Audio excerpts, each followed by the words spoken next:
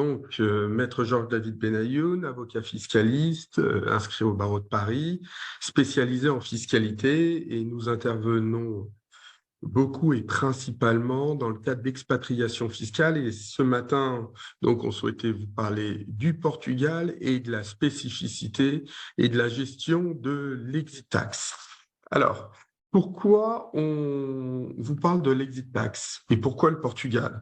Parce que au Portugal, il y a un élément extrêmement important qui est un régime de faveur, le régime RNH des résidents non habituels, qui va permettre, dans le cas où vous allez vivre au Portugal, de bénéficier d'un régime d'exonération sur les revenus de sources étrangères, mais également un régime, et ça c'est remarquable parce que souvent on a des exonérations sur les rémunérations, sur les revenus de sources étrangères, mais en plus un régime dérogatoire sur l'imposition des revenus de sources nationales. Alors, comment il s'applique et on va voir comment on va se matcher ça avec la qualité, par définition, de dirigeants d'entreprises françaises qui vont être soumis à l'exit tax et qui vont vouloir conserver l'avantage de leur structure française. Premièrement, concernant les régimes, le régime et les conditions d'application sont relativement simples. Il ne faut pas avoir été résident fiscal au Portugal au cours des 5 dernières années et il faut séjourner au moins 6 mois dans l'année au Portugal. Le Portugal, faisant partie de l'Union, on n'a pas de problématique de visa et donc c'est relativement simple d'aller sur place et d'aller s'enregistrer. Donc, pendant 10 ans, non-imposition, et puis on a sur les régimes sur place, sur les revenus de source, donc les revenus professionnels, on va avoir un taux préférentiel de 20%. Alors c'est important parce que nous en France, on n'a pas conscience que l'impôt sur le revenu est plutôt en France un mécanisme très favorable. Ça veut dire qu'on a un effet de tranche qui monte, mais qui monte de manière très lente. Au Portugal, on arrive rapidement à 50% d'imposition, un peu comme en Belgique avec 50 000 € de rémunération. Donc, le fait de bénéficier pendant 10 ans d'un taux préférentiel de 20%, alors, ils l'ont habillé en expliquant que ça doit se rapporter à des activités scientifiques, techniques à haute valeur ajoutée. En réalité, on peut quasiment tout faire rentrer à l'intérieur. Et donc, comment on va se matcher ça?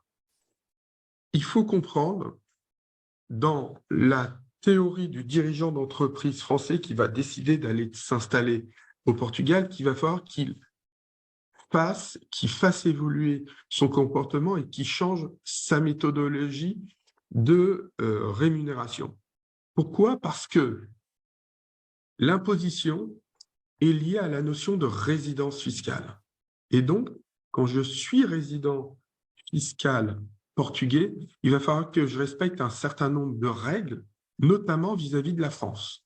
Il n'est pas question que le dirigeant d'entreprise qui va aller vivre au Portugal, il conserve une rémunération plus importante ou aussi importante de ce qu'il avait auparavant en France et une toute petite rémunération au Portugal.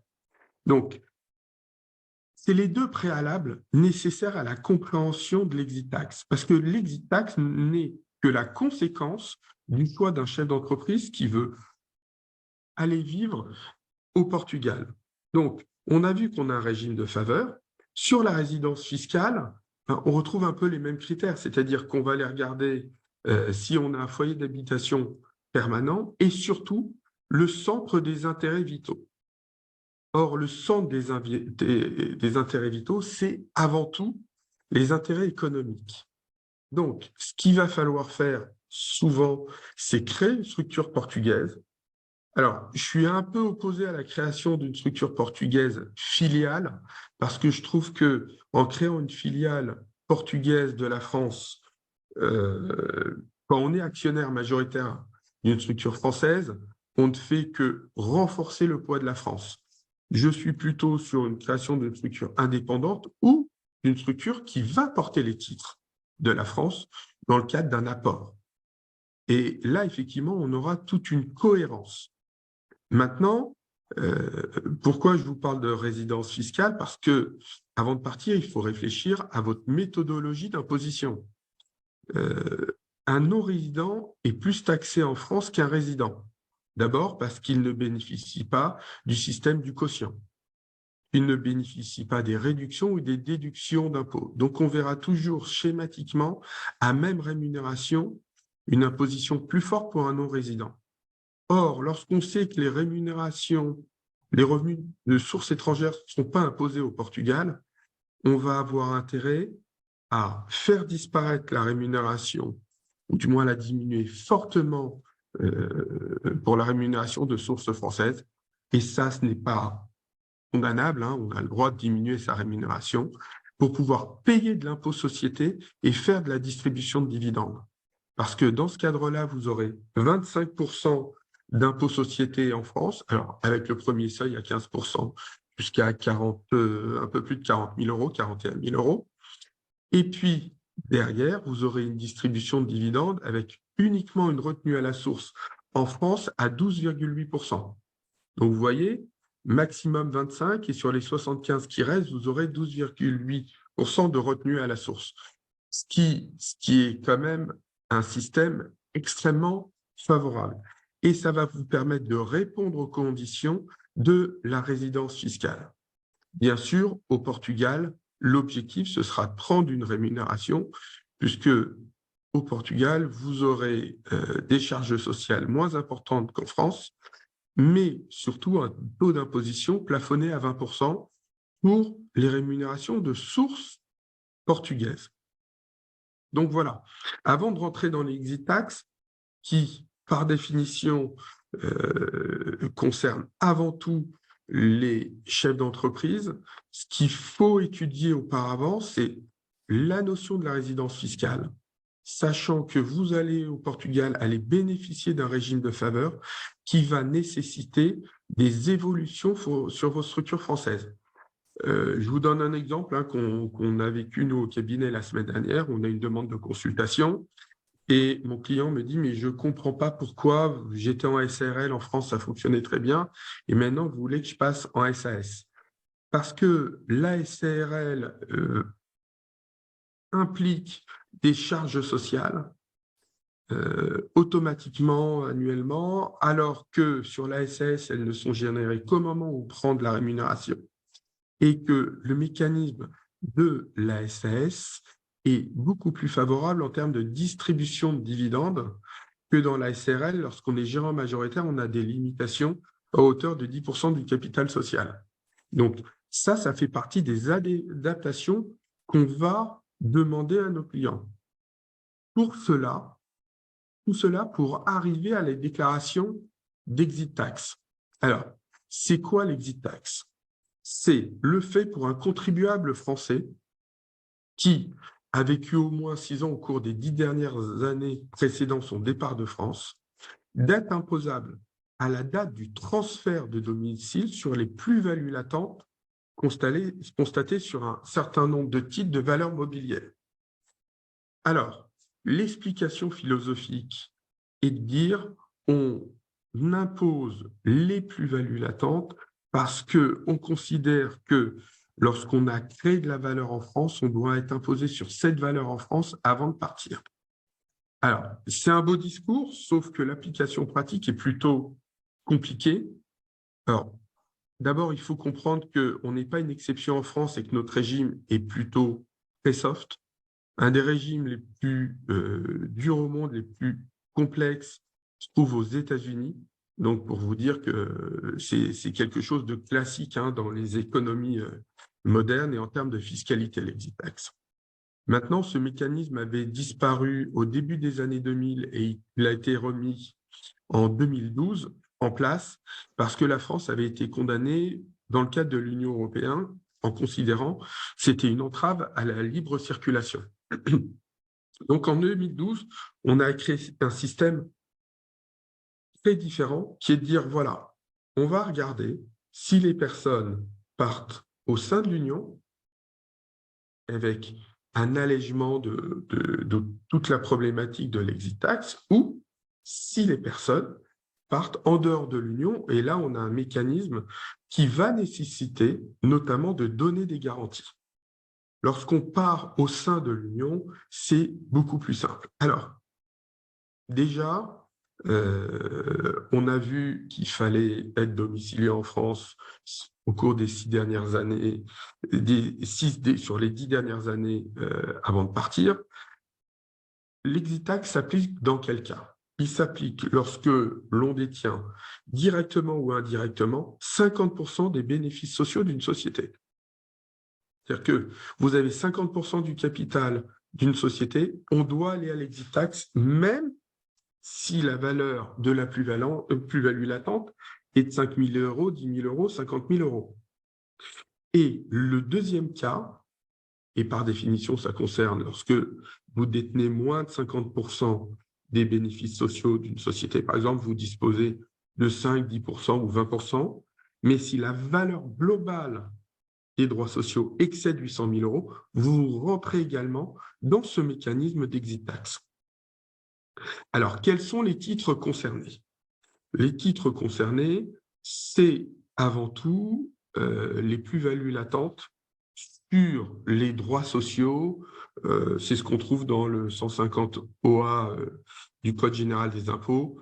Classiquement, c'est les parts de SARL, de SCI-LIS, de SAS, de SA.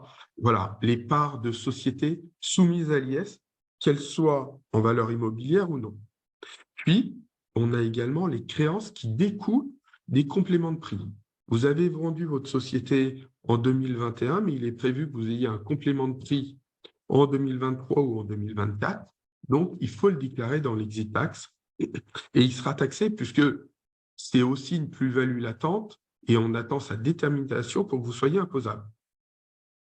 Et puis, dernier élément extrêmement important, c'est les plus-values de cession d'échange de titres ou lorsque ces derniers sont placés en report d'imposition.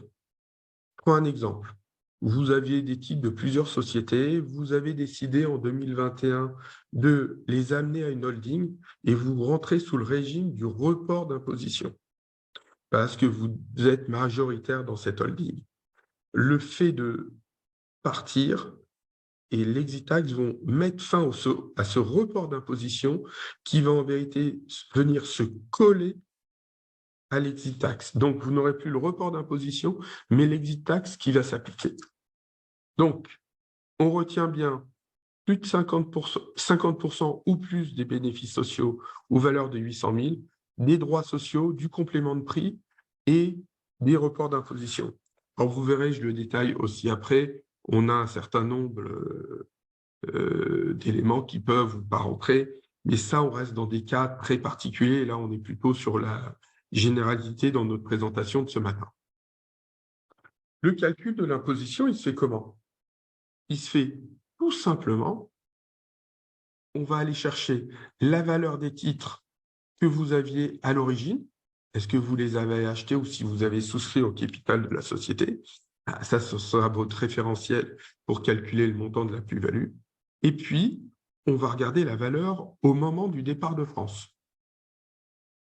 Et puis, on va calculer l'impôt, éventuellement la contribution sur les hauts revenus. Alors, on va calculer soit avec la flat tax, soit avec l'imposition à l'impôt sur le revenu, et puis on va avoir un montant que l'on va déclarer. Alors, on va le déclarer comment? Lorsque vous partez en Europe, on va le déclarer au moment de la souscription de la première déclaration d'impôt sur le revenu suivant votre départ de France. Donc, vous partez aujourd'hui, 21 mars 2023 au Portugal, vous aurez, vous, à vous positionner dans la déclaration des revenus de 2023 en 2024. Donc, on va bien tout additionner. Alors, normalement, on donne des garanties. Au sein de l'Union, on ne donne pas de garantie parce que de toutes les manières, ce n'est pas nécessaire. Et du coup, le sursis de paiement est automatique. Ça veut dire quoi? Ça veut dire que vous allez avoir des titres d'une société que, sans donner de garantie, cette plus-value latente n'est pas exigible. Elle ne sera exigible qu'au fur et à mesure que vous serez dans l'obligation de vendre ces titres. Et là, on va avoir un double mécanisme. Mécanisme d'abord à l'impôt sur le revenu, donc le taux de 12,8%. Il va s'appliquer pendant 2 ans si votre participation, votre déclaration l'exit tax concerne un patrimoine inférieur à 2 570 000 euros, et sur une durée de 5 ans si votre patrimoine mobilier déclaré dans le cadre de l'exit tax est supérieur aux 2 570 000 euros. Donc, ça veut dire que au terme de la 2e année ou de la 5e année, sur votre déclaration de suivi d'exit tax, parce qu'il faut obligatoirement suivre votre exit tax, vous aurez besoin de retirer les sommes, donc les 12,8%, qui sont liés à l'impôt sur le revenu. Alors, je vous rassure ou pas, ça ne veut pas dire autant que vous n'allez pas les payer en France, parce qu'en réalité, si vous n'êtes pas attrapé par l'exit tax, vous serez rattrapé par la convention fiscale qui prévoit souvent que les détentions majoritaires sont taxées dans les pays où se trouve à son siège la société. Donc, ce qu'on vous a enlevé à l'exit tax, vous allez le retrouver dans le cadre de la convention fiscale entre la France et le Portugal. Et puis, on a les contributions sociales. Alors, c'est en réalité le véritable effet de l'exit tax. Parce que si on considère que l'impôt sur le revenu, on peut toujours venir vous le chercher dans le cadre de la cession des titres, les contributions normalement sociales ne sont pas visées par la convention fiscale entre la France et le Portugal. Donc, normalement, quand vous vendez votre société et que vous vivez au Portugal, vous vendez une société française, vous n'êtes pas imposé aux contributions sociales. Vous êtes uniquement imposé à l'impôt sur le revenu. Du coup, ça veut dire quoi? Ça veut dire que la valeur qui est figée des contributions sociales, elle va demeurer en sursis de paiement dans votre déclaration d'impôt sur le revenu et dans votre suivi d'exit tax pendant toute la durée de possession des titres. C'est-à-dire que ça peut être 5 ans, 10 ans, 15 ans, 20 ans, jusqu'au moment où vous irez céder les 10 titres. Donc, le montant, ce qu'il faut bien comprendre. Alors, je vais vous donner un exemple. Imaginons que vous ayez une plus-value latente de 500 000 euros et que dans 5 ans, 10 ans, 20 ans, vous vendiez vos titres 1 million d'euros. À l'impôt sur le revenu, la plus-value sera calculée en prenant comme base les 1 million. En contribution sociale, on prendra la valeur de 500 000 euros. Parce que la valeur déclarée au moment de votre départ de France à l'exit tax constitue la valeur plafond au regard d'un prix de vente. Ce n'est pas une valeur plancher, mais c'est une valeur plafond. Donc, c'est extrêmement important de bien analyser les dispositions, les décisions que vous prenez au moment de votre départ de France, et notamment la valorisation de l'entreprise. Je récupère trop de dossiers où les clients se sont dit, comme c'est un sursis de paiement, c'est pas grave, ça gêne pas, je paye pas. Oui, mais ce que vous payez pas aujourd'hui, vous pouvez être amené à le payer plus tard. Et donc, il faut vraiment réfléchir et pas donner n'importe quelle valeur à l'exit tax, à la valorisation de la société. Donc, tous les ans, au moment de votre déclaration d'impôt, il faudra faire un suivi d'exit tax.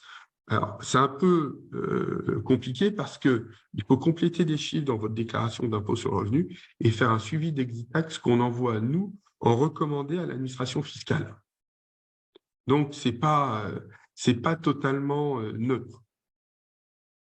Donc, voilà sur l'exit tax. Mais il y a un dernier point qui m'intéressait de vous parler, c'est la crypto-monnaie. Pourquoi je vous parle de ça? Parce que on voit beaucoup de départs de France vers le Portugal, parce que au Portugal, jusqu'à ce jour, nous n'avons pas d'imposition pour les particuliers sur les crypto-monnaies. Alors, Si vous êtes une entreprise, vous allez être taxé entre 28 et 35%. Si vous avez une activité professionnelle à titre personnel, vous serez taxé à 20%. Par contre, si vous êtes un contribuable lambda, vous ne serez pas taxé aux crypto-monnaies. Et pourquoi je voulais vous en parler? Parce que le gros sujet qui se pose depuis un certain nombre, on va dire maintenant depuis, allez, 2-3 ans, est de dire, je fais quoi de ma crypto-monnaie par rapport à l'exit tax? Alors, on a eu un certain nombre de réunions ministérielles. Aujourd'hui, la situation est claire, même si on peut penser qu'on aura une évolution dans quelques temps. Mais l'évolution, elle est compliquée parce qu'il faut bien comprendre qu'en France, on est taxé sur les crypto-monnaies à partir du moment où on convertit en monnaie fiduciaire. C'est-à-dire, vous allez convertir en euros. Et c'est là où on va dire, bah, par rapport à votre valeur de départ et la valeur d'arrivée, je vais vous imposer en plus-value. Donc, les crypto-monnaies ne rentrent pas dans la définition des valeurs devant être soumises à l'exit tax. Et effectivement, il y a de ce fait un certain nombre de personnes qui sont amenées à transférer leur résidence fiscale au Portugal. Alors, jamais uniquement pour des raisons fiscales, mais notamment aussi pour profiter de dispositions fiscales. Et on voit, nous, on a beaucoup de questions sur les crypto-monnaies. Dernier point avant de conclure, qui est très important dans ce mécanisme d'exit tax, c'est de comprendre et d'appréhender comment on va pouvoir le diminuer. Le diminuer, tout simplement parce qu'on se dit, tiens, j'ai quand même une épée de Damoclès au-dessus de moi en impôt sur le revenu et toujours en contribution sociale. Et un des éléments pour moi essentiels est la donation. Il faut savoir que si vous êtes amené à faire une donation de titre d'une société française, l'exit tax, on va considérer qu'au niveau de l'exit tax, ça représente un événement exceptionnel et ça mettra fin à l'exit tax au prorata des titres détenus qui auront été donnés. Donc voilà, on est sur un sujet plutôt large. J'ai voulu, moi aussi, l'élargir pour bien comprendre pourquoi cette problématique se posait. Parce qu'elle se pose avant tout aux dirigeants d'entreprise, mais il faut arrêter de regarder uniquement la problématique d'exit tax, qui est une problématique très, très technique, et la lier à celle du dirigeant d'entreprise qui avait une rémunération de source française et qui va passer à présent à une rémunération de source portugaise en optimisant au regard du régime NRH.